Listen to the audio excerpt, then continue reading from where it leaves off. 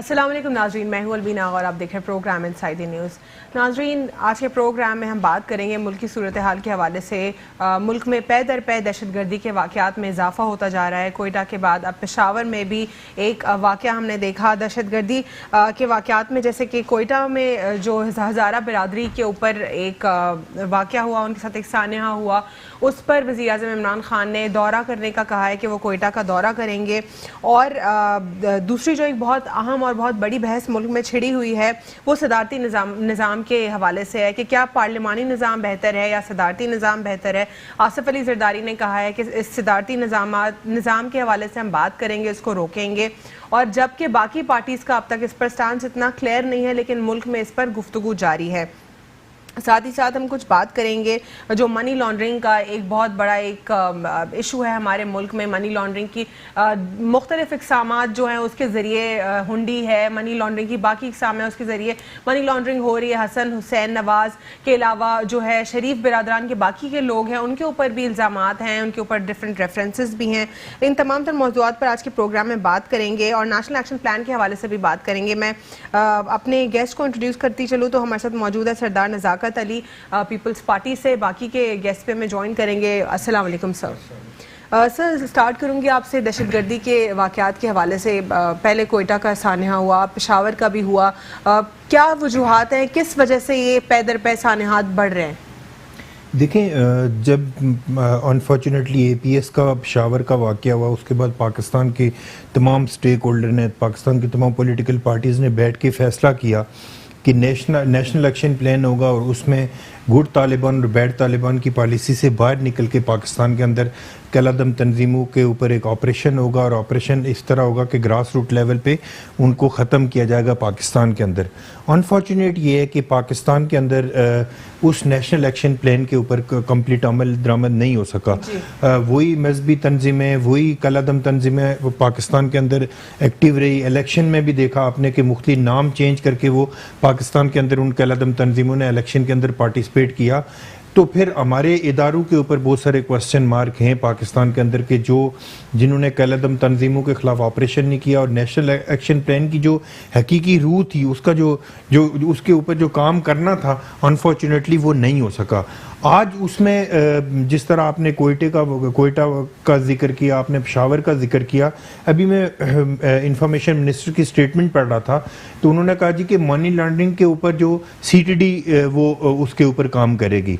पाकिस्तान के अंदर अगर काउंटर टेररिज्म डिपार्टमेंट अगर उसके ऊपर काम करेगा मनी लॉन्ड्रिंग के ऊपर, तो फिर दहशतगर्दी इंतहा पसंदी को फिर इसका मतलब आप खुले उनको छूट दे रहे हैं कि आप उसको भी अपोजिशन जमातों को विक्टिमाइज करवाने के लिए CTD को आप इस्तेमाल करने जा रहे हैं। तो फिर पाकिस्तान के अंदर ये जो कलादम तंजीमें, ये जो दहशतगर्द हैं, जिनको पाकिस्तान पीपल्स पार्टी के चेयरमैन बिलावल भुट्टो जरदारी क्लियर उनका स्टांस ये है कि पाकिस्तान के अंदर कोई गुड तालिबान बैड तालिबान नहीं है, दहशतगर्द है। उसको दहशतगर्द पाकिस्तान के लोगों को कहना पड़ेगा। और ये अगर इसी तरह का मजाक होता रहा तो बहुत ही अनफॉर्चुनेट और बहुत ही मैं माजरत के साथ ये बात कहता हूँ कि इस तरह के वाक़यात कभी नहीं रुक सकते पाकिस्तान के अंदर, जब तक ग्रास रूट लेवल पे, जब तक जो इलेक्शन वो था नेशनल एक्शन प्लान था उसके ऊपर जब तक अमल दरामद नहीं होता, जो उसकी रूह बनी थी, जो तमाम पाकिस्तान के स्टेक होल्डर ने बैठ के एक बनाया था, तो वो उसके ऊपर तो नहीं हुआ, जिसकी वजह से आज देखें पूरे पाकिस्तान के अंदर ये अनफॉर्चुनेटली ये सारे वाक़यात हो रहे हैं। आप कहते हैं कि CTD की इन्वॉल्वमेंट इसमें बिल्कुल इररिलेवेंट है और CTD का कोई डोमेन नहीं है। देखिए CTD का क्या डोमेन है? आप CTD की तारीफ पढ़ लें, काउंटर टेररिज्म के हवाले से काउंटर टेररिज्म डिपार्टमेंट है, उसका एक डोमेन है, उसके अंदर रह के उसको काम करना होता है। इस तरीके से कनेक्ट नहीं हो सकता कि मनी लॉन्ड्रिंग अगर कोई बैंड आउटफिट्स के लिए यूज की जा रही हो या फिर इलीगल एक्टिविटीज के लिए यूज की जा रही हो थ्रू हुंडी वगैरह, तो क्या इस वजूहात की वजह से CTD से कनेक्ट किया जा रहा है? उसमें तो सवाल ये पैदा होता है कि पाकिस्तान के अंदर कलादम तंजीमों के अरबों रुपए के असासे हैं पाकिस्तान के अंदर भी हैं और पूरी दुनिया के अंदर भी हैं, उस पर तो कभी किसी सीटीडी ने कोई अमल दरामद नहीं किया। अगर मियां नवाज शरीफ साहब पाकिस्तान मुस्लिम लीग नून और पीपल्स पार्टी को विक्टिमाइज करने के लिए किस डोमेन में होना चाहिए, किस डोमेन को इसके खिलाफ कार्रवाई करनी चाहिए? अगर आप मिसाल के तौर पे अगर पाकिस्तान पीपल्स पार्टी के ऊपर या अपोजिशन की बाकी जमातों के ऊपर अगर मनी लॉन्ड्रिंग के इल्जामात हैं भी, तो कोई ये कह सकता है कि पाकिस्तान के अंदर पीपल्स पार्टी या मुस्लिम लीग नून टेररिज्म के अंदर इन्वॉल्व है? नहीं कह सकता। अनफॉर्चुनेट क्या है कि वो ये इमरान खान साहब हर वो काम करना चाह रहे हैं जो पाकिस्तान के अंदर जो पहले भी तजुर्बात हो चुके हैं, पाकिस्तान को विक्टिमाइज करवाने के लिए पाकिस्तान की पॉलिटिकल फोर्सेस को इस तरह के ओछे हथकंडे पहले भी हुकूमतें इस्तेमाल करती रही। चौधरी कहते हैं कि मनी लॉन्ड्रिंग में ना सिर्फ पीएमएलएन बल्कि पीपल्स पार्टी के लोग भी मुलविस हैं। देखिए, मैं ये कहता हूं कि पाकिस्तान, ये एक अलग बहस है कि पाकिस्तान पीपल्स पार्टी के आज दोनों प्राइम मिनिस्टर अदालतों के सामने, आज पाकिस्तान पीपल्स पार्टी पार्लियामेंटेरियन के प्रेसिडेंट आसिफ अली जरदारी साहब, खवातीन विंग की प्रेसिडेंट मोहतरमा फरियाल तालपुर साहिबा, इवन के चेयरमैन बिलावल भुट्टो जरदारी साहब के ऊपर भी उन्होंने वो इंक्वायरी उसको एल्ड कर दिया। मैं ये समझता हूं कि पाकिस्तान के अंदर ये सारी चीजें अपनी जगह पे हैं, लेकिन अगर संजीदगी से मुल्क को आगे लेके जाना है तो उसमें ये जो दहशतगर्दी का नासूर है इसको खत्म करने के लिए नेशनल एक्शन प्लान के ऊपर अमल दरामद करना पड़ेगा। फिर मुख्तलिफ लोगों को आप मुख्तलिफ ज़बान बोलने वालों को, मुख्तलिफ आप अकायद और नज़रियात रखने वाले लोगों को अगर टारगेट करते रहेंगे तो फिर अनफॉर्चुनेटली पूरी दुनिया के सामने पाकिस्तान इसी तरह एक तमाशा बन के रह जाएगा। मैं आपसे इस मौजू पर और भी बात करूंगी, लेकिन यहाँ मुझे एक वक्फा लेना है। वक्फे के बाद हम गुफ्तगू सिलसिला यहीं से जारी रखते हैं। Stay with us on inside the news. Welcome back after the break. नाज़रीन, ब्रेक से कबल हम बात कर रहे थे मुल्की सूरत हाल के हवाले से। अब हमें ज्वाइन किया है ब्रेक के इस वक्फे के बाद महमूद मौलवी साहब ने पीटीआई से। अस्सलाम वालेकुम सर, प्रोग्राम में शिरकत करने के लिए। उनसे भी जानेंगे उनके व्यूज़ के आपके जो हालात ख़राब हो रहे हैं पै दर पै, पहले कोयटा में सान्हा हुआ, पेशावर में हुआ, इसको कैसे कंट्रोल किया जाएगा? देखिए, कंट्रोल करने की तो हम कोशिश कर रहे हैं, मगर देखिए हमें ये नहीं भूलना चाहिए कि इसमें अगर हम इसको गौर करें ना तो इसमें 100% इंडिया का हाथ है।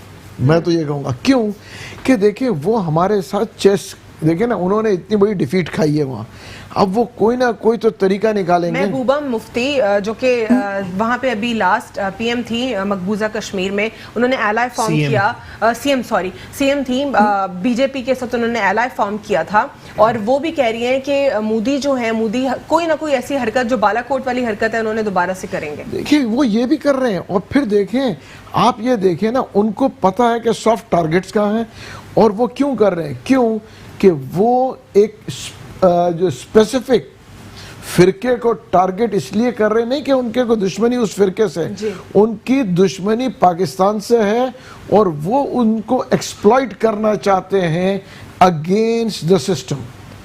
तो हमें ये जहन पे देना चाहिए कि देखें ये जो भी कुछ कर रहा है ये इंडियन है। देखिए ना, व्हाई वुड पाकिस्तान, ठीक है ना, Pakistanis would not be interested. वो पैसे देते हैं, फंडिंग कराते हैं, वो कोई ना कोई तरीका कन्फेस किया है कई दफा। कन्फेस करेंगे भी, नहीं भी करें तो हमें ये देखना चाहिए ना। हम फिर भी देखिए कोशिश कर रहे हैं, क्रैकडाउन्स कर रहे हैं, देखिए ना, हम अपने तरफ से देखिए ना कोशिश काफ़ी कर रहे हैं कि जो बेहतर से बेहतर तरीका हो। लोगों को पकड़ दकड़ भी हो रहा है, अभी आपने देखें कि कुछ हिटमैन पकड़े गए हैं, कुछ टेररिस्ट पकड़े जा रहे हैं। इस 2-3 देखिए कोशिश तो पूरी तरीके से हो रहा है, मगर इसी वो भी एक पूरा मुल्क हमारे अगेंस्ट लॉबी कर रहे हैं ना, उनके भी देखें ना, रॉ जो है, we should not underestimate them. जब हमने उनका जो प्लेन के साथ किया और उनके पायलट के साथ किया, मान नहीं रहे, ये सब किया, उसके बावजूद वो मानते नहीं है। वो तो पाकिस्तान का आईएसपीआर का सॉन्ग पहले उन्होंने कॉपी किया, उसके बाद फिर वो ऐसे सिंगर जिनको कोई जानता ही नहीं है, यहाँ पे साहिर अली बग्गा को तो सब जानते हैं, कह रहे इन्होंने मेरा कॉपी किया है और फिर किस्म किस्म की बातें कर रहे हैं। फिर वही डायलॉग कि पाकिस्तान में घुसकर मारेंगे। This is totally insane. आप आए, घुसे, आपको पड़ी, फिर भी नहीं सुधरते। देखिए वो बोलते हैं ना, मैं ना मानूं, तो वो वाली बात है। देखिए इतनी बुरा मुंह का खाया है उन्होंने, ठीक है ना। आप उनके समरीन के साथ हमने क्या किया, देखिए समरीन को जब ट्रेस हो जाता है ना, जब समरीन ट्रेस हो जाता है, इट्स अ डेड डक। ये दुनिया के अंदर है, जैसे समरीन ट्रेस हो गया we could have shot it within seconds. मतलब हमने तो उनको, जिसको बोलते नहीं, वो हाथ जोड़ के माफी मांगने का जाओ, उनको दिखा के हमने सबमरीन में किया। मतलब that was the second attempt after the plane. तो उसके बाद अब वो यही कर सकते हैं और तो कुछ नहीं। बिल्कुल। सरदार नज़ाकत, पाकिस्तान में जो एक नई बहस छिड़ी है पार्लिमानी निज़ाम और फिर सदारती निज़ाम के हवाले से, आसिफ अली जरदारी कहते हैं कि वो इसके अगेंस्ट रहेंगे, आप क्या कहेंगे इस पर? देखिए, आपके सवाल से पहले मौली साहब ने बात की, मौजूदा गवर्नमेंट इतनी कंफ्यूज नज़र आ रही है इस हवाले से कि इमरान खान साहब कहते हैं कि मोदी का जीतना हिंदुस्तान में ज़रूरी है, पूरे पाकिस्तान के अखबारात ने छापा है, आपने देखा। फिर शाह महमूद ने कहा कि जी हम हिंदुस्तान के ऊपर इल्ज़ाम नहीं लगा सकते तहकीकात मुकम्मल होने से पहले। आज इमरान खान साहब के यहाँ पे तहरीक इल्ज़ाम नहीं लगा सकते? कल उनकी स्टेटमेंट सुन लेना कि हम ये जो कोयटा दहशतगर्दी का वाक़या हुआ है, हम हिंदुस्तान के ऊपर इल्ज़ाम नहीं लगा सकते। शाह महमूद कुरैशी साहब की स्टेटमेंट कल की आपको बता रहा हूँ, परसों की स्टेटमेंट थी। आज ये मौली साहब कह रहे हैं कि क्लियरली कह रहे हैं कि हिंदुस्तान ने करवाया है। लेकिन महबूबा मुफ्ती ने भी पहले एक दे दिया है कि डिफरेंट चैप्टर है वो। मैं पाकिस्तान की पॉलिसी की जो कंफ्यूज पॉलिसी है उसकी बात कर रहा हूँ कि 3 स्टेटमेंट आई है, एक प्राइम मिनिस्टर की तरफ से, एक फॉरेन मिनिस्टर की तरफ से, और कल भी मैं एक MNA बैठी हुई थी मेरे साथ किसी टॉक शो में, जो मौली साहब ने स्टेटमेंट दी है वही सारी स्टेटमेंट दी है। अनफॉर्चुनेट क्या है कि पाकिस्तान के अंदर हम करते क्या है कि जितने भी इंसिडेंट होते हैं उसको हम हिंदुस्तान के ऊपर मैं आपको आफ्टर द ब्रेक एक वीडियो दिखाऊंगी, वो मैं बिल्कुल वो बात अपनी जगह पे वो 100% है। लेकिन अगर आप हमारे देखिए, एक मिनट, अगर हमारे इदारे अगर हमारे नेशनल एक्शन प्लान के ऊपर अमल दरामद नहीं करेंगे तो अनफॉर्चुनेटली इस तरह के वाकयात होते रहेंगे। मैं आपके सवाल की तरफ आता हूं, मैं आपका सवाल का मुख्तसरन जवाब दे दूं। पाकिस्तान के अंदर मैं समझता हूं कि अगर कोई प्रेसिडेंशियल फॉर्म में कोई अगर ये इसको लेके आने की कोशिश की जाएगी तो पाकिस्तान पीपल्स पार्टी इसलिए मुखालफत करेगी कि वो एक क्लियरली कोई डेमोक्रेटिक सिस्टम तो होगा नहीं, उसमें भी ज़ाहिर पिक एंड चूज होगा। और पाकिस्तान के अंदर अगर इस डेमोक्रेटिक सिस्टम को चलने दिया जाता, फ्री एंड फेयर इलेक्शन करवाने दिए जाते तो बहुत अच्छा सिस्टम था ये।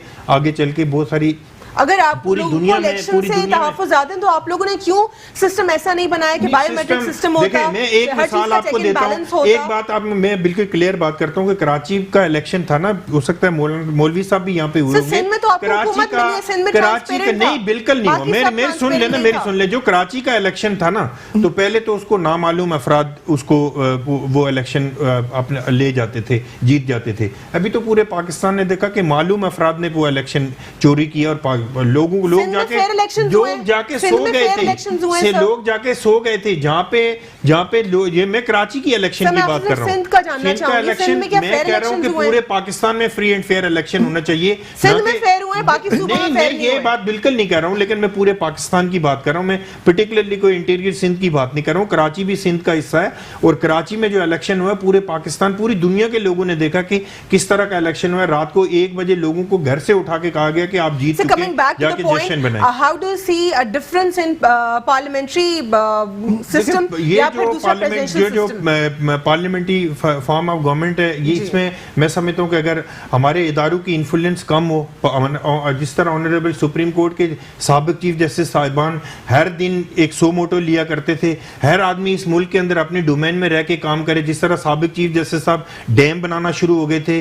अब अगर इसी तरह वापडा वालों को बोले कि फिर इंसाफ करना शुरू हो जाए, अगर पाकिस्तान के अंदर हर आदमी अपने डोमेन में रह के काम करेगा, हमारे इदारे पाकिस्तान की, हमारी लॉ एनफोर्समेंट एजेंसीज, हमारी अदालतें, हमारे पॉलिटिकल फोर्सेस सारे अपने अपने डोमेन में रह के काम करेंगे। डोमेन में रहकर कैसे काम किया जा सकता है? डोमेन में रह के इस तरह किया जा सकता है कि पाकिस्तान के अंदर जनरल परवेज मुशर्रफ और नवाब अकबर बुगटी केस में 302 का मुलजिम था, एक दफा कोर्ट में पेश नहीं हुआ, बाइज्जत बरी होकर पूरी दुनिया के सामने। किसी भी मुल्क में एक फौजी के ऊपर प्रेजेंट का केस नहीं लगाया जाता, लेकिन हमारे मुल्क में फौजी के ऊपर प्रेजेंट का केसेस हैं। लेकिन कोई एक मिसाल दे दे कि पाकिस्तान के अंदर जनरल परवेज मुशर्रफ को किसी अदालत ने अगर बुलाया हो और अपने सामने किसी जज के, अपने किसी में इतनी हिम्मत नहीं है कि आज भी उसको खड़ा करें। उनके ऊपर दूसरे रेफरेंसेस डाल देते हैं, चलना अलग बात एक प्रेजेंट का अलवीना, फौजी के देखिए, ऊपर मैं केस इस बहस डालना, में नहीं सर। जाना चाहता, मैं आपको एक एग्जांपल देता हूं। सुप्रीम कोर्ट के चीफ जस्टिस की क्लियर डायरेक्शन थी कि जनरल परवेज मुशर्रफ के अकाउंट सीज हैं, उनमें से 1 रुपया भी नहीं निकलना चाहिए, बात कंप्लीट ठीक है, करने जी दें। सर। लेकिन सुप्रीम कोर्ट की क्लियर डायरेक्शन के बावजूद परवेज मुशर्रफ के अकाउंट से पैसे निकाले गए। ये भी पाकिस्तान की हिस्ट्री में पहली दफा का जो केस है। कि आसिफ अली जरदारी का स्टेटमेंट है, पूरी पीपल्स पार्टी का यही स्टांस होगा। आज जाहिर है पाकिस्तान पीपल्स पार्टी के पार्लियामेंटेरियन के प्रेसिडेंट ठीक है। हैं, डेफिनेटली उनका जो स्टेटमेंट है टॉप टू बॉटम पार्टी उसी को टो करेगी इंशाल्लाह। Sir, how do you see presidential system? देखिए मेरे हिसाब से देखिए, अगर प्रेसिडेंशियल सिस्टम भी आए तो कोई हर्ज होना नहीं चाहिए। जी। क्यों कि देखिए अलग अलग जगहों पे वो भी कामयाब है। अभी टर्की की मिसाल आपके सामने है, ठीक है ना। अमेरिका में 300 साल से प्रेसिडेंशियल सिस्टम चल रहा है, ठीक है ना। तो इसमें कोई हर्ज नहीं है कि अगर आवे, देखिए ना, और आएगा तो कंसेंसस के साथ आएगा। देखिए पार्टीज में अभी इन्होंने, मेरे भाई ने कहा कि टेक्निकली प्रेसिडेंशियल सिस्टम है ना, जो आसिफ जरदारी साहब कहेंगे वो सही है। तो जहां पार्टीज में प्रेसिडेंशियल सिस्टम है, तो अगर मुल्क में आ गया तो इसमें क्या एतराज है? देखिए ना, प्रॉब्लम अभी भाई ने कहा डिफरेंस क्या है ये पार्लियामेंट्री सिस्टम में और प्रेसिडेंशियल कोई सिस्टम इतना में? डिफरेंस नहीं है उसमें, सिर्फ थोड़ा अगर देखें, और ये मैं फिर कहूं कि अगर वो आएगा तो कंसेंसस के साथ आएगा। उस पर अभी तो हम डिबेट कर रहे हैं, बात कर रहे हैं ना। ये तो कोई तो मार्शल तो नहीं है, सिस्टम्स का चेंज है। और जो बात करना कोई बुरी बात करना तो कोई बुरी बात नहीं है ना। बुरी ये बात बहस कहाँ से छिड़ी, कहाँ से ये बहस? देखिए ये छिड़ी ऐसे है कि उसकी वजह ये है कि बहुत से जगहों को देखा, स्पेशली देखें ये देखा कब गया, टर्की के बाद। देखें ना उनका जो आया ना अभी टर्की का, ये प्रेसिडेंशियल सिस्टम में चले गए ना ये लोग।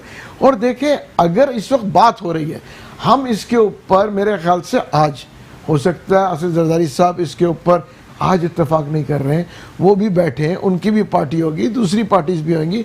अगर वो बैठ के करते हैं तो वो सबके लिए अच्छा होगा। मतलब ये नहीं होगा, देखिए हमें ये देखना है जो मुल्क के लिए अच्छा हो, ठीक है ना। मतलब हम सब दोनों सिस्टम्स में मेजर डिफरेंसेस हैं बहुत।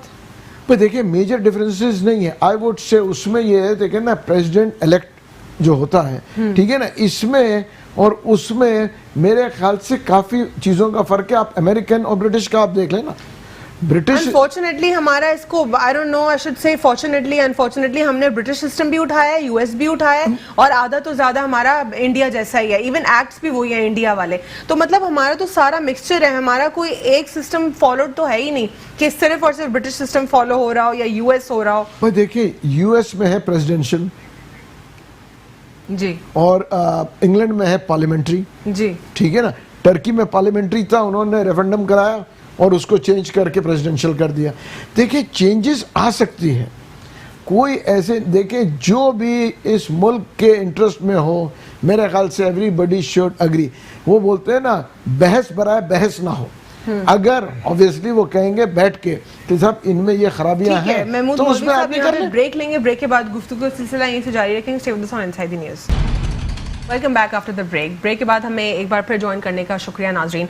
इस वक्त हमें ज्वाइन किया शहनाज मलिक ने PMLN से। अस्सलाम वालेकुम शहनाज साहिबा। वालेकुम अस्सलाम। शहनाज, मैं आपसे जानना चाहूँगी कि ये जो हसन हुसैन नवाज और इसहाक डार के हवाले से फवाद चौधरी ने कहा है कि ये लंदन को दिए गए तोहफे हैं जिन्हें हमें वापस लाना है, इस पर क्या कहेंगी आप? ये इनका बिस्मिल्लाहिर्रहमानिर्रहीम, ये जो इनका ये कहना है, ये बिल्कुल मैं इसको तस्लीम नहीं करती हूँ। लंदन से दिए गए तोहफों की क्या बात है? क्या वो हमेशा से इसी तरह कुछ एक अमीर कबीर जद्दी पुश्ती कारोबारी लोग थे? क्या अभी हुकूमतों में आके उन्होंने यही कुछ किया है? ये किस किस्म के तोहफे हैं? ये पहले जो जितनी भी इन्होंने एलिगेशन लगाई हैं नून लीग पे, कोई साबित हुआ है? अदालतों पे जैब के जरिए गलत काम कर रहे हैं, तो क्या इसको हम कहें कि तोहफे हैं? राना सनाउल्लाह थोड़ी देर पहले है। राना सनाउल्लाह थोड़ी देर पहले अभी कह रहे थे टेलीविजन पर कि आप जो पैसे पाकिस्तान से बाहर पैसे जाते हैं उसका तो आप पता कर सकते हैं, लेकिन जो बाहर से पाकिस्तान में रेमिटेंसेस आ रही हैं इसका पूछने का किसी को हक नहीं है। क्या आप इससे एग्री करेंगी? पूछने का क्यों हक नहीं है? आखिर अगर किसी के ऊपर रेफरेंसेस हैं तो क्या ये जानना हक नहीं है ये अकाउंटेबिलिटी कोर्ट का कि ये पैसे रेमिटेंसेस कहाँ से आ रही हैं, किन जराए के जरिए आ रही हैं, किस तरह से आ रही हैं? देखिए वो वहाँ कारोबार करते हैं, कारोबार वहाँ अगर जो कुछ भेजते हैं वो तो मुल्क के मफाद में होता है, इसमें कोई नुकसान वाली बात तो नहीं है। हम इस तरह कैसे कह सकते हैं कि वो उसका हिसाब किताब रखा है। सही कहा है राना सनाउल्ला ने, जो कुछ कहा बिल्कुल सही कहा है उन्होंने। सही कहा है, आप कह रही है मतलब जो बाहर से रेमिटेंसेस आ रही है उसका हक नहीं है किसी को पूछना? नहीं, बिल्कुल नहीं है, क्योंकि वो आप कारोबारी सिलसिला उनका आनी चाहिए। क्या जी मैडम हो सकता है बात को समझ, उसमें देखें जब एमनेस्टी दे रहे, जिस तरह मुस्लिम लीग नून की गवर्नमेंट ने दी, अभी पीटीआई के दोस्त हमारे एमनेस्टी देने जा रहे हैं। हालांकि इमरान खान साहब ने जब मुस्लिम लीग नून ने एमनेस्टी दी थी तो सबसे ज्यादा इमरान खान साहब ने मुखालफत की थी, अभी ये खुद देने जा रहे हैं। तो अगर उसमें पूरी दुनिया से रेमिटेंस आ रहे हैं तो कोई भी नहीं पूछ सकता। डेफिनेटली ये बात सही कह रही है, लेकिन आम नॉर्मल हालात के अंदर नॉर्मल हालात के अंदर तो किसी को क्या जरूरत है जो ब्लैक मनी है वो अब एमनेस्टी के बगैर पाकिस्तान के अंदर लेके आएगा। ये तो सबको पता है कि हर 2 साल बाद 3 साल बाद वैसे ही हमारी गवर्नमेंट्स ने देनी है एमनेस्टी, तो डेफिनेटली लोग तो काला धन इसी तरह लेके आएंगे ना पाकिस्तान के अंदर। तो मतलब अब राना सनाउल्ला के बाद शहनाज भी कहती है कि रेमिटेंसेस का सवाल किसी से नहीं होना चाहिए कि पैसा कहां से आ रहा है। मेरे ख्याल से देखें, अगर वो इतने वहां पे कारोबार कर रहे हैं, इन्होंने कहा तो वहां पे दिखा देना कि हमने इतने वहां पे कमाए। देखे अगर वो ब्रिटेन में देखे ना वो टैक्स दे रहे होंगे, वो दिखा देगा जी हमने इतने अरबों रुपए वहां पर टैक्स दिए, वो हम लेके आ रहे हैं, तो वहां पे भी तो टैक्स नहीं दे रहे ना जी। तो शहनाज जी, क्यों आप लोग अकाउंटेबिलिटी कोर्ट में जब आप लोग प्रोसीडिंग्स को फेस करते हैं, नून लीग के जो तमाम तर लोग हैं वो क्यों क्लैरिफिकेशन नहीं दे पा रहे अब तक? क्या नहीं दे पा रहे? अब तक अपनी सफाई क्यों नहीं दे पा रहे कि कहां से ये सारा, किधर से आ रहा है पैसा और क्या सोर्सेज हैं, क्या इनकम है, ये तमाम तर तफसीलात क्यों नहीं दे पा रहे आप अकाउंटेबिलिटी कोर्ट को? दे रहे हैं, सब कुछ है इनके पास, सब कुछ दिया हुआ है। ऐसी अदालतें इनको दे रही है रिलैक्सेशन, जो रिलैक्सेशन तो नहीं कह सकते, अदालती कानूनी जो उनकी राइट बनता है उसको जी। नैब नहीं प्रूव कर दे रहा है, नैब को नहीं पता कि ठीक। और इसके अलावा वो वीक है, एविडेंस वीक है, नैब नहीं प्रूव करके दे रहा। ठीक। और इसके अलावा मनी लॉन्ड्रिंग के हवाले से आप क्या कहेंगी? जो राना सनाउल्ला साहब है वो ये भी कह रहे हैं कि मनी लॉन्ड्रिंग की क्लैरिफिकेशंस दे रहे थे कि मनी लॉन्ड्रिंग ये नहीं होती कि अगर किसी के पास रेमिटेंसेस आ रही हैं, मनी लॉन्ड्रिंग कुछ और होती है, सिर्फ और सिर्फ हुंडी से उन्होंने उसको स्पेसिफाई कर दिया। लेकिन मनी लॉन्ड्रिंग की बहुत सारी इकसाम होती हैं, तो मनी लॉन्ड्रिंग का जो पाकिस्तान में ये सारा सिनेरियो है, PMLN से उसको एसोसिएट किया जा रहा है, अब पीपल्स पार्टी से भी उसको किया जा रहा है, इसको कैसे रोका जा सकता है? मनी लॉन्ड्रिंग के तो कितने ही केस इनके अपने भी आए हुए हैं, अपना 30 तकरीबन केसेस हैं जो खुद हुकूमत के आए हुए। ये IMF के साथ मिलकर ऐसी चोर दरवाजों से कोई मुआहदे के कर रहे हैं। तो ये है कि ये कैसे मनी लॉन्ड्रिंग कैसे हुई है? पहले जो तरीका था उसके मुताबिक जो था कोई गलत नहीं था, अब जो तरीका है उसी के मुताबिक सारा ये कर रहे हैं। कोई मनी लॉन्ड्रिंग इनकी तरह उससे तो बरी हुए हैं, आपको ये भी पता है, बरी हुए हैं अदालतों से। ठीक, बहुत बहुत शुक्रिया शहनाज आपका प्रोग्राम में शिरकत करने के लिए। जी सर, क्या कहेंगे आप इस सारे सिनेरियो के ऊपर? मनी लॉन्ड्रिंग का एक बहुत बड़ा एक सीरियस इशू है, इसको कैसे कंट्रोल किया जा सकता है? ये सिर्फ पाकिस्तान का इशू नहीं है, बल्कि पूरी दुनिया का एक इशू है, और पाकिस्तान में भी किसी एक सियासी जमात का इशू नहीं है। पॉलिटिकल विक्टिमाइज करने के लिए सब पूरे रूमर्स हैं। पाकिस्तान पीपल्स पार्टी और मुस्लिम लीग नून के लोगों को पकड़ा भी जा रहा है, उनके ऊपर रेफरेंस भी बन रहे हैं। लेकिन पाकिस्तान के अंदर मिसाल आपके सामने कि $60 बिलियन जो अलीमा बाजी की मशीन ने पाकिस्तान से वो लेके गई हैं पूरी दुनिया के अंदर, तो वो भी हम ये समझते हैं कि पाकिस्तान के ऊपर इसके ऊपर एक लेजिस्लेशन होनी चाहिए और अमल दरामद भी होना चाहिए। अगर लोग अदी फरियाल के ऊपर अगर सवाल करते हैं कि 1.5 करोड़ रुपए की ट्रांजैक्शन के ऊपर अगर वहाँ पे बन जाती है, JIT बन जाती है उनके ऊपर, तो अलीमा बाजी के जो वालिद थे बहुत ही मोहतरम थे, अल्लाह उनको जन्नत में जगह दे, इकरामुल्लाह खान न्याजी साहब, वो 6,000 रुपये के मुलाजिम थे। वो उनके पास अगर $60 बिलियन की अगर पूरी दुनिया में अगर जायदादें बनी हुई हैं तो फिर इसके ऊपर भी JIT बननी चाहिए। पाकिस्तान के अंदर अनफॉर्चुनेट क्या है कि हमेशा पिक एंड चूज की पॉलिसी के ऊपर पाकिस्तान चलता रहा। हम ये समझते हैं कि जो अगर पाकिस्तान पीपल्स पार्टी के अंदर जो अगर किसी ने मनी लॉन्ड्रिंग की है या करप्शन के मुलव्विस है, उसके ऊपर भी ट्रायल होना चाहिए, लेकिन साथ साथ उन लोगों का भी होना चाहिए जो नेशनल एक्शन प्लान की बात आपने थोड़ी देर पहले की, और नेशनल एक्शन प्लान की बातें बहुत ज्यादा मुल्क में सरगर्म भी हैं। 20 नुकात थे, उसमें से 20 नुकात में से कितने नुकात के ऊपर जो है इससे पहले की हुकूमत ने काम किया था? देखिए, मैं यह समझता हूँ कि मेरे ख्याल में 8 या 9 में एग्जैक्ट याद नहीं है, मैं कुछ दिन पहले मैंने स्टडी किया था, 8 या 9 निकात थे जिनके ऊपर हमारी लॉ इन्फोर्समेंट एजेंसीज ने उसके ऊपर अमल दरामद किया, पिछली गवर्नमेंट ने अमल किया है। बुनियादी बात यह है कि हमारे पाकिस्तान के अंदर जो दहशतगर्दी के साथ जिन लोगों का लिंक था, बल्कि मैं तो कहता हूँ कि तालिबान के जो तर्जमान थे आज भी हमारी लॉ इन्फोर्समेंट एजेंसीज के पास हैं।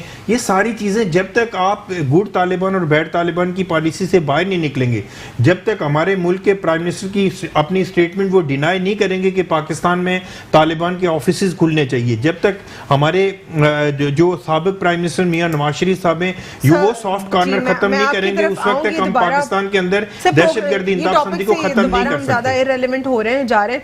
आईएमएफ की जानिब बढ़ूंगी, आईएमएफ के बेल आउट पैकेज को आप कैसे देखते हैं? जब अभी तक तो अनाउंस नहीं हुआ ऑब्वियसली कि क्या क्या इसमें चीजें होंगी, लेकिन क्या आपको लगता है कि इसमें जो आम आवाम है उससे अफेक्ट नहीं होगी? नहीं, देखिए, एक तो ये क्लियर है, मेरे ख्याल से कल भी स्टेटमेंट आ गया था कि आम आवाम जो है, असद उमर ने कहा है, असद उमर ने कह दिया ना कि आम आवाम उससे जो है मुतासिर नहीं होगी। ठीक है ना। अब देखें उसको, देखें मैं आपको बताऊं, आईएमएफ से जब भी लिया है, ठीक है ना, ये मैं नहीं कहूँगा कि बहुत अच्छी चीज़ थी, मजबूरी के सूरत में लिया गया, मगर मैं आपको बता दूं जो भी है, ठीक है ना, आम आवाम इससे मुतासिर नहीं होगी, वो बड़ा क्लियर कट कहा है। ठीक है ना। और देखें जो अभी कह रहे हैं कि देखें हमने काफ़ी टफ नेगोशिएशन कर रहे हैं और उनके वो आ जाने दें, उसके बाद उस पर बैठ के बहस कर लेंगे। इस वक्त मैं उसके ऊपर कोई कमेंट्री करूं क्योंकि मुझे खुद को नहीं मालूम है, ना भाई को मालूम है, ना किसी और को भी नहीं मालूम है कि क्या आ रहा है। जब आ जाएगा उस पर बैठ के कर लेंगे। ठीक। 20 एजेंडा पॉइंट्स है नेशनल एक्शन प्लान के, अगर उसमें से मैं ब्रीफली थोड़े बताती चलूँ आपको, इसमें उस पर हम बात करें। जो सबसे पहला implementation of death sentence of those convicted in cases of terrorism, जो कि मिलिट्री कोर्ट्स ने किया। 716 केसेस जो कि 4 साल में रजिस्टर्ड हुए थे, उसमें से 664 केसेस 4 साल के अंदर वाइंड अप हो गए, 2 साल की एक्सटेंशन मिली। अब दोबारा एक्सटेंशन की बातें की जा रही थी, लेकिन एक्सटेंशन का पीपल्स पार्टी ने एक क्लियरली जवाब दिया कि they are not in a favour of military court extension. आप कैसे देखते हैं पैदर पे दहशतगर्दी के वाकयात? और अब दाइश भी कराची में तेसर टाउन से 5 लोग निकल आए हैं कि दाइश की वो लोग मना रहे थे। देखिए, मैं तो कहूँगा कि national action plan should be there. उसकी वजह देखें ना, टेररिस्ट जो हम पकड़ रहे हैं, देखिए मिलिट्री कोर्ट्स तो फिर भी हैंग कर रहे हैं, ठीक है ना। हमारे जो कोर्ट्स हैं वो डैम बना रहे हैं, वो इतने, हमारे जो कोर्ट्स हैं वो 20th पॉइंट है उसी के हवाले से, revamping and reforming the criminal justice system. Criminal justice system तो बहुत मजबूत होना चाहिए, वो उसको कैसे रिवैम्प नहीं किया गया इस जो पिछले के टेन्योर में। चलें, अब आप लोग को तो अब मौका मिला है, अब आप लोग क्या इसके ऊपर काम करेंगे, रिफॉर्म्स के ऊपर, क्रिमिनल जस्टिस? देखिए, रिफॉर्म्स पे जब भी काम करने जाएंगे ना, चाहे कोई भी पार्टी हो, देखिए आपको बैक क्लैश मिलेगा। उसकी वजह यह है कि criminal elements would not like it. देखिए ना, आपको मैं बता दूं कि जिस जस्टिस सिस्टम, ठीक है ना, और ये चीज़ें जिस दिन सही हो गया ना, तो मेरे ख्याल से हमारे मुल्क तरक्की के रास्ते पे दौड़ेगा। उसकी वजह देखिए ना, अगर किसी ने कत्ल किया, टेररिज्म किया, हम उसको सालों क्यों इंतजार कर रहे हैं? आप मुझे बताएं ना, मालूम है कि साहब इसने कत्ल किया, साबित हो गया, वो बोल रहा है, उसके बाद भी वो 8 साल तक 7 साल तक उसको फांसी नहीं मिली। आप उसकी वजह बताएं ना, it has to be done. देखिए, चाहे कोई भी हो, मैं ऑन बोर्ड, मतलब ये सबको चाहूंगा कि सब ऑन बोर्ड आ जाए। कुछ चीज़ों पे तो हम लोग सब ऑन बोर्ड आ जाए जो कि सबके मफाद में है, ये किसी एक पार्टी के मफाद में नहीं है ना। हम सब ऑन बोर्ड आ जाए कि हाँ साहब, अगर क्रिमिनल है, एक आदमी कह रहा है कि जी मैंने कत्ल किया है, तो उसको फांसी चढ़ने के लिए 5 साल या 7 साल क्यों लग रहे हैं? एग्रीड। ठीक, इसमें तो मेरे ख्याल से पीपल्स पार्टी भी एग्री इस करेगी। बात को ठीक है। मौली साहब की इस बात को एग्री करता जी। हूँ। और देखें, अगेन वही बात कहूंगा मुख्तसरन के सरदार नज़ाकत, आप अपनी बात में ऐड कर लीजिएगा। और यहाँ पर जो पॉइंट नंबर 3 है उस पर भी मैं आपसे जानना चाहूंगी। Militant outfits and armed gangs will not be allowed to operate in the country. बहुत सारे ऐसे एंटी स्टेट एक्टर्स, मैं इस वक्त नाम नहीं लेना चाहती उनका, जो कि ऑपरेट हो रहे हैं। मीडिया ने उनको बहुत ज़्यादा कवरेज भी दी थी, फिर उसको बैन भी किया गया उसकी कवरेज से। सोशल मीडिया से और इंटरनेशनल मीडिया से वो अब भी कवरेज ले रहे हैं। क्यों? क्योंकि वो हमारे मुल्क को कमज़ोर करने के एजेंडा के ऊपर है। वो सेक्टेरियन बुनियादों पर, लैंग्वेज की बुनियाद पर और नस्ल की बुनियाद पर बंटवारा कर रहे हैं एक बार फिर से। तो क्या ये इस जिम्रे में नहीं आएगा? ये मिलिटेंट आउटफिट्स नहीं हुए, ये आर्म्ड गैंग्स नहीं हुए जो कि मुल्क को तोड़ने की साजिशें कर रहे मेरे हैं? ख्याल में सबसे बुनियादी नुक्ता ही यही था कि पाकिस्तान के अंदर इन दहशतगर्दों की इनके हाथ तोड़े जाएं। आज मुझे वो वाकया भी याद आ रहा है एपीएस का। मेरे ख्याल में पाकिस्तान का शायद ही कोई ऐसा इंसान हुआ होगा जो जिसके आंसू नहीं निकले होंगे एपीएस वाकये पे, जो एपीएस वाकया हुआ था। और फिर कल का वाकया, और मेरे ख्याल में हजारों पाकिस्तानियों ने कुर्बानी दे दी है। ज़रूरत इस अमर की है। जैसे मौली साहब की बात की मैं सेकंड करता हूँ, लेकिन पाकिस्तान के अंदर मौली साहब क्या एक्सपेक्ट किया जा सकता है कि जिस मुल्क के अंदर जो एक चीफ जस्टिस साहब अपने डोमेन से बाहर निकल के रोजाने की बुनियाद के ऊपर सो मोटो एक्शन लेते थे, उन्होंने अपना काम नहीं किया, वो डैम बनाना शुरू हो गए। वो चले डैम तो एक अच्छा काम था ना, लेकिन ये बात का काम नहीं था ना। आप लोग देखें, आप लोग इस चीज को आप लोग समझने की कोशिश करें। बिल्कुल दुरुस्त कह रहे हैं। आज पूरी दुनिया में उनका मजाक बन रहा है। और मैं खराज तहसीन पेश करना चाहता हूँ दिल से मौजूदा चीफ जस्टिस पाकिस्तान को, जिन्होंने आज तक एक सो मोटो एक्शन सर अभी तो आए वो तो लास्ट में जाते जाते सो मोटो लेके गए। अगर कितने महीने, कम से कम 2-3 महीने तो हो गए ना सर। उन्होंने कौन सा पूरे 5 साल में पूरे टेन्योर में डेली वो लास्ट के टेन्योर में उनका काम नहीं था। लास्ट के टेन्योर में अगर आप बहस करें, देखें उनका काम नहीं था। जो काम उनका नहीं था वो उन्होंने किया, जो उनका काम था वो उन्होंने नहीं किया। उनको पाकिस्तान अपने इदारे के अंदर रिफॉर्म्स लानी थी, अपने इदारे के अंदर करप्शन खत्म करनी थी। आज मैं कहता हूं कि पाकिस्तान के अंदर गवाहों और मुल्जिमान को कुरान दिया जाता है। आज मैं कहता हूं कि लोअर जुडिशरी में आप जजों को कुरान पाक दे के फैसले करवाएं, फिर कैसे मुल्क के अंदर फैसले होते हैं। पाकिस्तान के अंदर जितनी जुडिशरी में करप्शन है, लोअर जुडिशरी में करप्शन है। आम तासुर यह है कि वकील करने से बेहतर है डायरेक्ट जज कर दो, इतनी करप्शन है पाकिस्तान के अंदर। जब तक ये चीजें आप लोग इनकी रिफॉर्म नहीं करेंगी, चीफ जस्टिस पाकिस्तान अपने इदारे को ठीक करने के बजाय दूसरे इदारों के अंदर इन्वॉल्वमेंट करेगा तो फिर वो अपना टाइम जाया करेगा, फिर कोई भी हमारा इदारा ठीक नहीं हो सकेगा। मैं मौली साहब की बात को सेकंड करता हूं कि हमारा जब तक जस्टिस का सिस्टम ठीक नहीं होता, पाकिस्तान आगे नहीं जा सकता। लोगों ने अपनी जाती तहशीर के लिए इफ्तिखार चौधरी ने और साकिब निसार ने काम किया है। हमारे इदारों के लिए, पाकिस्तान की अदालतों के लिए, पाकिस्तान के जस्टिस सिस्टम के लिए कोई काम नहीं किया। आज पूरी दुनिया के आर्टिकल उठा के देख लें। कैसे स्ट्रॉन्ग किया जाएगा नेक्टा को और एंटी टेररिज्म इंस्टीट्यूशंस? देखें, उनको फंड्स दें। पाकिस्तान के अंदर बैंड ऑर्गेनाइजेशन को आप बिल्कुल काम ना करने दें। उनके ऊपर नया कपड़ा चढ़ा के पाकिस्तान के अंदर इलेक्शन में भी उनको उतारा गया, पाकिस्तान के अंदर अपने जाती मफादात के लिए इस्तेमाल किया। एक मखसूस जमात को इलेक्शन जितवाने के लिए पाकिस्तान के अंदर दहशतगर्द तंजीमों को उनके नाम चेंज करा के इलेक्शन लड़वाए गए। ये मैं तो नहीं कह रहा, आप पूरी दुनिया के आर्टिकल उठा के देख लें। जो इलेक्शन ऑब्जर्वर थे उनकी ऑब्जर्वेशन ये कि कलअदम तंजीमों ने इलेक्शन में कलीदी किरदार अदा किया है। मैं तो नहीं कह रहा, जो इलेक्शन ऑब्जर्वर है मैं उनकी स्टेटमेंट आपको बता रहा हूं। तो पाकिस्तान के अंदर अब भी वक्त है कि हमारे पाकिस्तान गवर्नमेंट को, पाकिस्तान की तमाम पॉलिटिकल फोर्सेस को, पाकिस्तान के तमाम स्टेक होल्डर को इन बैन ऑर्गेनाइजेशन के ऊपर पाबंदी लगानी चाहिए। और हकीकी पाबंदी, ये नहीं कि अपना शेल्टर दे के जब भी वो काम लेना हो तो ले लिया, नहीं तो उनको छोड़ दिया। देखिए मैं बताऊं, इसके ऊपर हमें देखिए ना, हमने बहुत सारी चीज़ों पे हम बात करते हैं। मेरा कहना यह है कि हमें एक चीज़ करना चाहिए कि कुछ चीज़ों पे हमें कंसेंसस के साथ, मैं ये सबसे रिक्वेस्ट करूंगा सारी पार्टियों से कि कुछ चीज़ों के ऊपर हम कंसेंसस के साथ इत्तेफाक करें जो कि बेटरमेंट में। देखिए पॉलिटिकल डिफरेंसेस अलग अलग हैं, इनका व्यू अलग, मेरा व्यू अलग, वो अलग है, मगर कुछ चीज़ें जो बुनियादी चीज़ें हैं ना, उस पर तो हम इत्तेफाक कर लें। बुनियादी चीज़ें, कानून की बात कर रहे हैं या जो चीज़ें बैन की है बात कर रहे हैं, उसके ऊपर होने का यार कुछ भी है।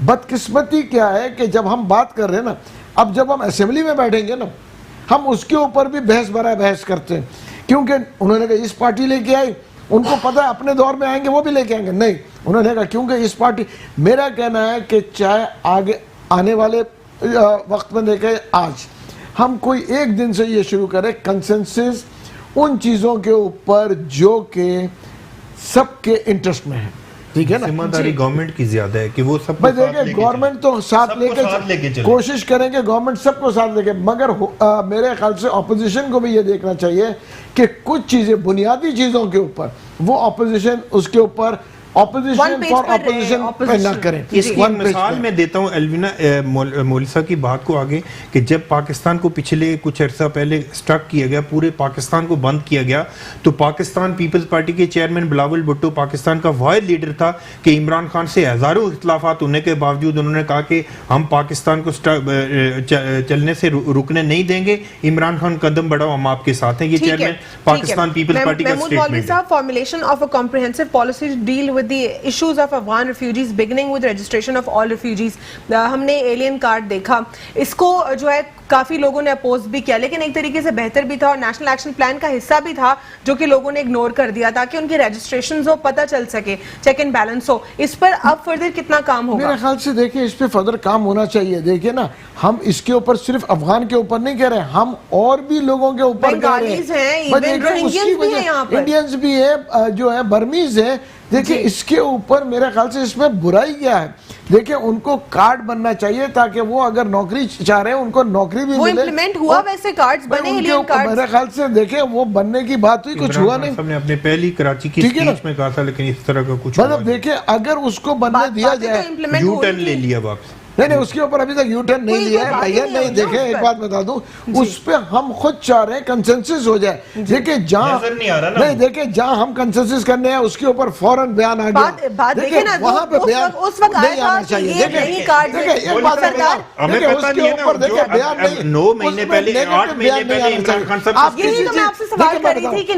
एग्री करते हैं, हम भी एग्री करते, मगर मेरा कहना है ना कि जिसके ऊपर दिल से हम एग्री करते हैं कम से कम उसके ऊपर वो आने दो। बिल्कुल मैं कहता हूं कि नेशनल इंटरेस्ट, लेकिन आवाजें उठ रही थी ना कि ये गलत होने जा रहा है। हालांकि नेशनल एक्शन प्लान का हिस्सा है। मैं मौलवी साहब को अपनी पार्टी के बिहाफ पे इंश्योर कर रहा हूं कि जितने नेशनल इंटरेस्ट में जितने कोर इश्यूज हैं पाकिस्तान के अंदर, उस पे अगर ये कंसेंसस करेंगे तो कम से कम पाकिस्तान की पार्टी इनका साथ देगी। लेकिन जिस तरह की स्टेटमेंट इनके मिनिस्टर्स की तरफ से आ रही है या शेख रशीद की तरफ से आ रही है। अच्छा सर, मैं दोबारा पॉइंट पर आ जाऊं, बहुत कम वक्फा रह गया इसलिए रेलेवेंट गुफ्तगू करना चाहूंगी कि ये जो अभी पॉइंट हमने रेज किया एलियन कार्ड्स के हवाले से, इससे फायदा एक ये होगा जो पख्तून कम्युनिटी है, बहुत सारे जो ट्राइबल एरियाज में रहने वाले, कुछ वहां पे ऐसे इश्यूज होते हैं, CNICs नहीं बनना वक्त पर, फिर जब उनकी हज और उम्रे की बारी आती तब उनको सारा वक्त एक ही साथ ख्याल आ जाता है, फिर जब वो नादरा के ऑफिसेज जाते हैं फिर उनको बहुत टफ टाइम फेस करना पड़ता है, उनको अफगानी समझा जाता है।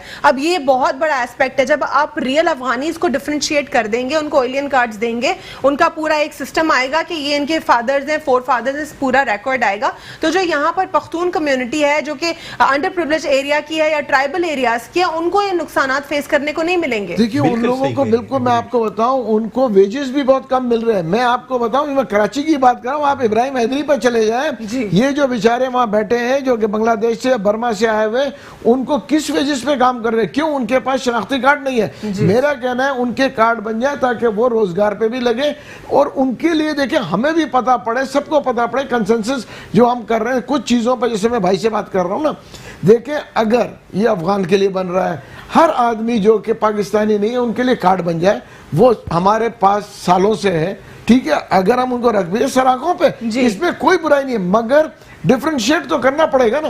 देखिए अगर हम डिफरेंशिएट नहीं करेंगे तो हम उन लोगों के ऊपर भी जुल्म कर रहे हैं। मेरा कहना है उन पर जुल्म कर रहे हैं। क्यों? देखिए वो नौकरी के लिए जाता है, उसको नौकरी नहीं मिलता, ठीक है ना, उसको बाहर जाना है, जल्दी से वाइंड अप कर उसको कुछ भी करना है, तो मैं फिर भी मैं कहूंगा कि देखें जी, हम जैसे फिर मैं रिपीट करूंगा कि बहुत सी चीज़ों के ऊपर हम कोशिश करें कि हम इत्तेफाक करें जो मुल्क के मुफाद में हो। बहुत बहुत शुक्रिया सर आपका और सरदार साहब आपका भी, आप दोनों ने प्रोग्राम में शिरकत की और आज हमने तफसीलन नेशनल एक्शन प्लान के हवाले से बात की। 20 नुकात में से कुछ नुकात के ऊपर हमने बात की कि कौन से नुकात हैं जिनके ऊपर काम होना चाहिए, और हम अगले किसी प्रोग्राम में भी डिस्कस करेंगे तफसीलन कि कितने नुकात पर अब तक मुल्क में काम हो चुका है और अब कितनी इसमें और बेहतरी हो सकती है। साथ ही साथ हमने कुछ मनी लॉन्ड्रिंग के हवाले से भी बात की और मुल्क के जो दूसरे मसाइल उस पर भी हमने बात की। प्रेसिडेंशियल सिस्टम के बारे में बातें हो रही हैं, पार्लिमानी सिस्टम के बारे में भी बातें हो रही हैं। आज के लिए इतना ही। अल्लाह हाफिज़। God bless you all.